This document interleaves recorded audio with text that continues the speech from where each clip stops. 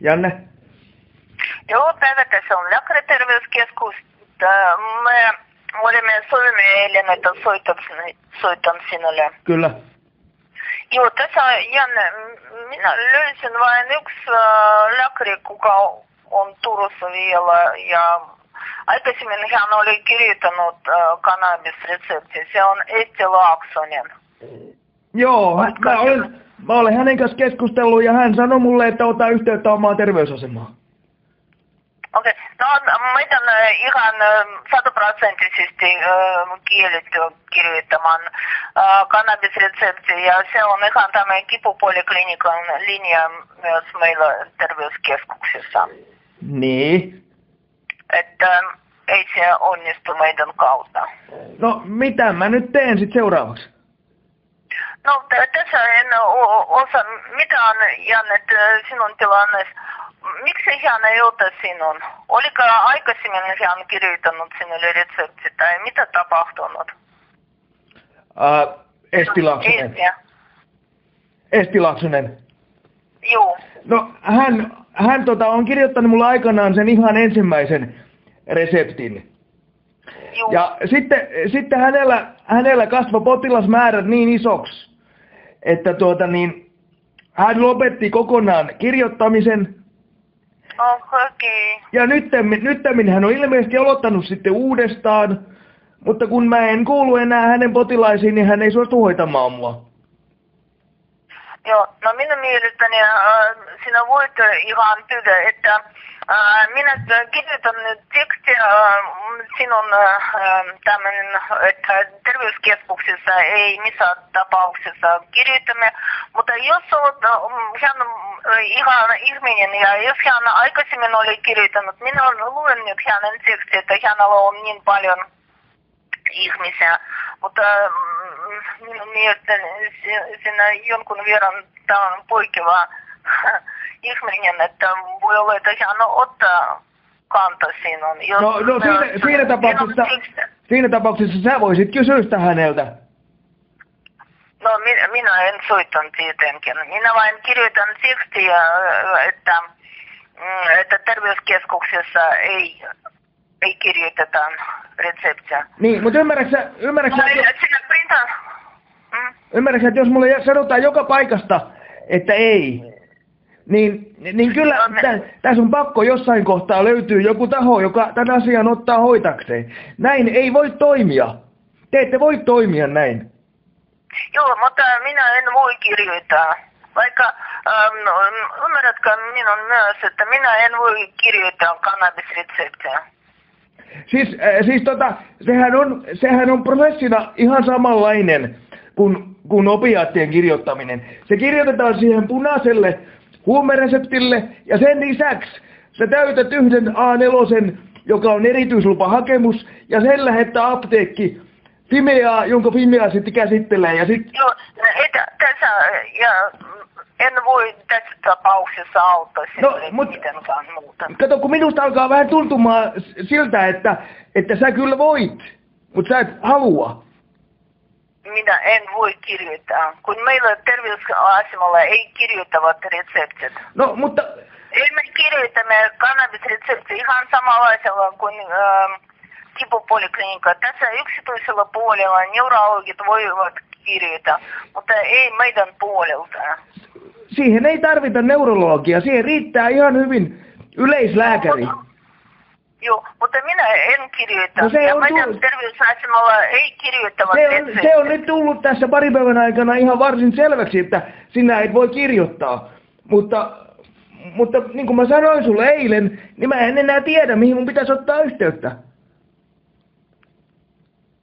No, tässä vain löysin vain yksi nimi tästä Laaksonen. Niin, no hän ilmoitti mulle, että hän ei voi hoitaa mua, että mun pitää ottaa yhteyttä omaan terveysasemaan. No, joka tapauksessa minä en voi kirjoittaa reseptit. Niin.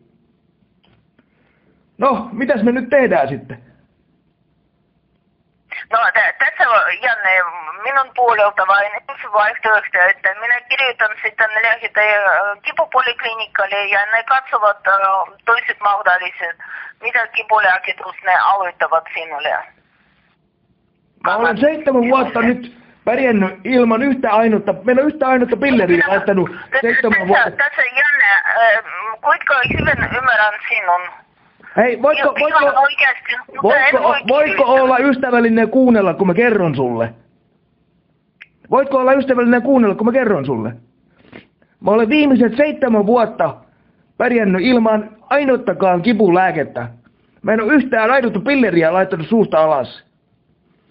Niin en mä sitä näe mitään järkeä aloittaa uudestaan, kun mulla on kerran ihan toimiva lääkitys olemassa, mikä on toiminut 7 vuotta.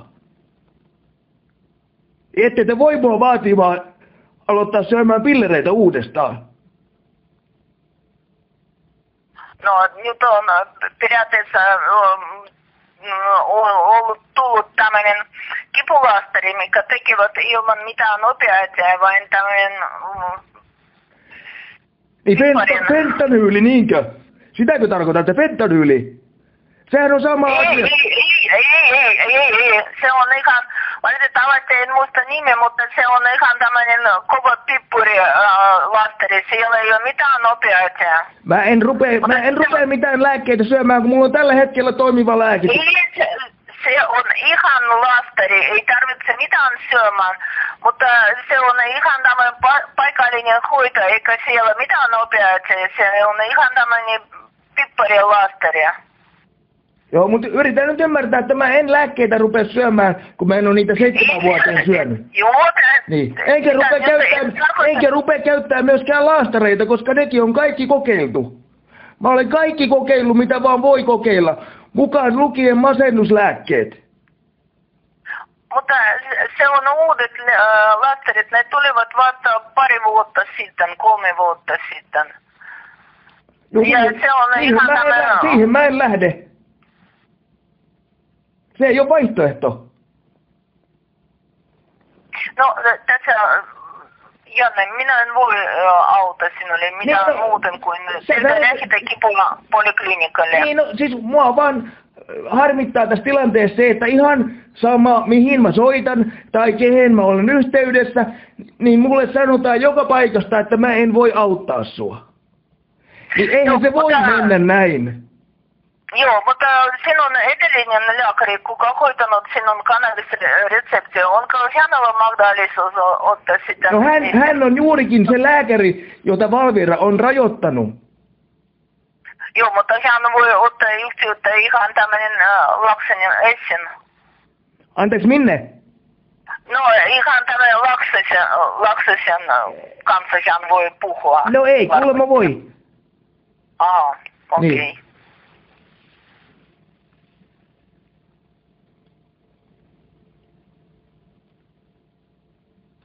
Kato, kun ihan sama, mitä niin kun te olette siellä terveyskeskuksessa mieltä, mutta te ette voi jättää mua hoitamatta. Siitä lähdetään niin kuin liikkeelle. Joo, no sitten vain ihan kipupoliklinikalle laitan lähettä. Minun puolelta voin laittaa kipupoliklinikalle. No mitäs sä meinasit siihen lähetteeseen kirjoittaa? Anteeksi?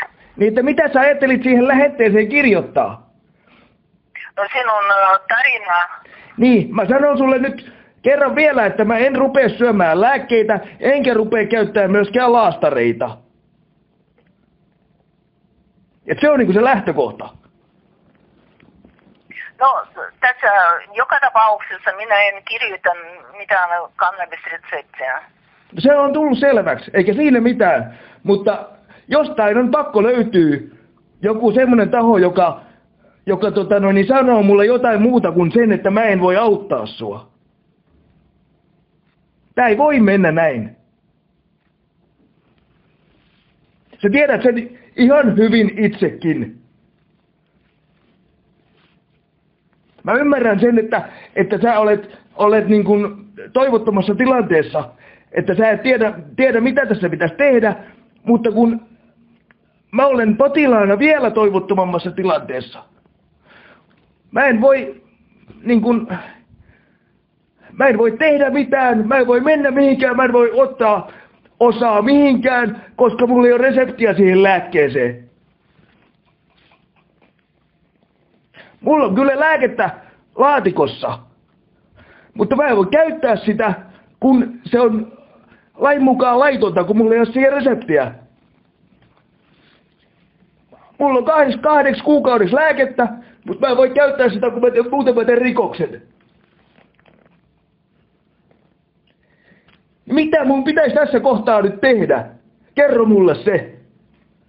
No, minä en osaa tässä tilanteessa mitään sanoa. No se on tullut nyt huomattua.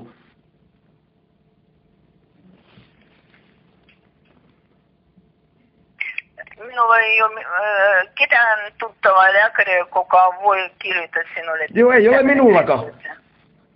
Joo, että minun mielestäni se on pakko kokeilla vielä tämän Laaksosen kanssa puhua. Hän on mulle ilmoittanut, että hän ei voi hoitaa mua. Että mun täytyy ottaa yhteyttä omaan terveysasemaan. Sä voit ottaa yhteyttä Laaksosen ja kysyä häneltä. Mä olen sen... Joo, minä uskon, että ei, koska hän on kirjoittanut tässä. Ei ihan eilinen teksti äsken lukenut. Niin, mutta tämä ei voi mennä näin, että mulle sanotaan, että ei me voida auttaa. Te ette voi jättää tätä asiaa hoitamatta. Jonkun on pakko ottaa tätä asiaa hoitaakseen. Ihan jo pelkästään lain mukaan. Laki sanoo näin. No jos Suomen laki sanoo, että ei me kirjoitamme reseptiä. Sitä Suomen laki ei sano, että sä et saa kirjoittaa reseptiä. No, minun työpaikalla ei kirjoittavat reseptiä. Joo, se on nyt tullut selväksi. Ja mä hyväksyn sen. Ei sitä vastaan, mä en niin kuin halua tapella, mutta se, että mulle sanotaan, että ei voi auttaa, eikä tiedä, niin se ei kelpaa mulle. Se apu löytyy jostakin, se on aivan varma. Se pitää vaan kaivaa esille. Ja sitä mä tässä nyt yritän tehdä.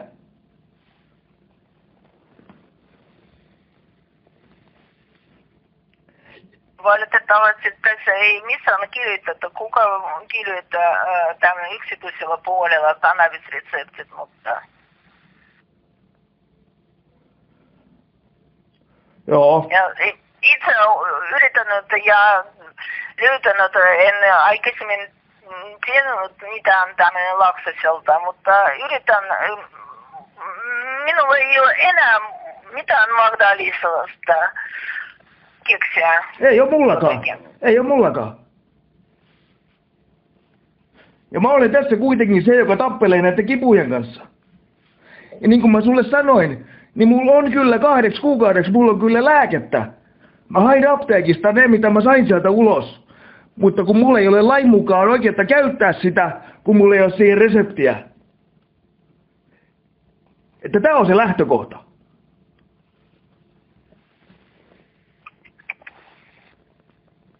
En osaa mitään sanoa. Näin on. Kiitoksia kovasti. Joo, ja anteeksi, että en voi auttaa sinulle. Tähän loppuun täytyy sanoa, että tämä oli mulle huomattavasti hankalampi puhelu kuin se eilinen. Eilen mulle kuitenkin luvattiin, että yritetään selvittää asiaa ja yritetään keksiä joku keino. Yritetään löytää ratkaisu. Ja tänään mulle sanottiin taas jälleen kerran, että mä en tiedä mitä pitäisi tehdä ja me ei voida auttaa sua. No, nyt jos mennään ajassa pari viikkoa taaksepäin, niin mä voin kutsua itseni urheilijaksi. Mulla oli selkeät tavoitteet, mulla oli selkeät päämäärät ja mulla oli jopa unelmia. Kaikki vaikutti olevan hyvin ja mä elin sellaista elämää, mistä mä oon aina haaveillut. Urheilu on mulle aina ollut hirvittävän tärkeä asia.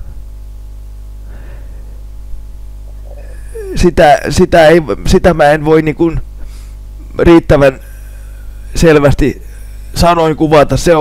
Se on mun sydämessä. Silloin mulla oli tavoitteita ja mulla oli päämääriä ja mulla oli selkeä visio, että mitä tehdään, ja oli pyrkimys eteenpäin. No, nyt tänä päivänä, koska mulla on lääkettä kyllä itselläni 2 kuukautta, että mä pärjään kyllä 2 kuukautta, mutta mä en lain mukaan saa sitä käyttää. Jos mä käytän sitä ja osallistun esimerkiksi treeneihin, niin meidän treeneihin voidaan koska tahansa tulla pyytämään doping-näyte. Eli silloin kun mulla ei ole reseptiä voimassa, niin mä rikon antidooppitoimikunnan sääntöjä. Mä en voi ottaa osaa urheiluun. Ja se tarkoittaa sitä, että mulla ei ole tavoitteita, mulla ei ole päämääriä, mulla ei ole oikeastaan yhtään mitään. Eli mä en voi ottaa sitä riskiä, että mä otan osaa urheiluun, vaikkakin mulla on lääkettä, koska mulla ei ole oikeutta sitä käyttää. Mä en tahraa siinä ainoastaan omaa mainettani, vaan mä tahraan siinä koko Suomen paraurheiluperheen maineen. Ja se ei käy laatuun.